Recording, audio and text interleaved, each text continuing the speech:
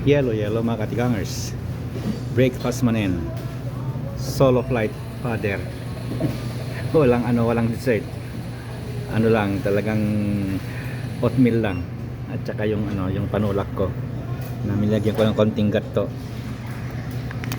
Hindi ako magde-dessert kasi sobra-sobra ang dessert na kinakain.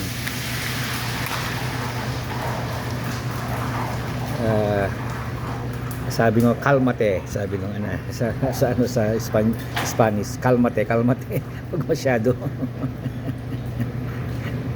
Kaya ngayon, eto, solo flight. Ayan, walang dessert. Hindi ako kumuha.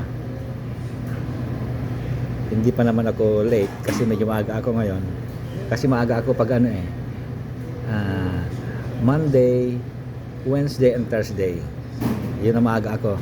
Kasi yung anak ko, ang pick up niya ng taxi ay 8 o'clock.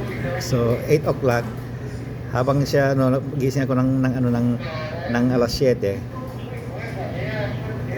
para gisingin yung anak ko, i-prepare ang breakfast niya.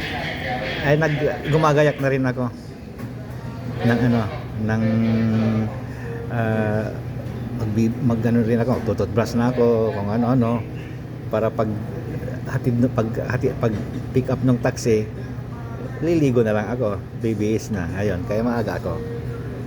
Pero pag walang pasok anak ko kasi ang gising ko alas 8. Pag may pasok ang anak ko, ang gising ko alas 7. Pero ang pasok ko pa rin, ganun pa rin.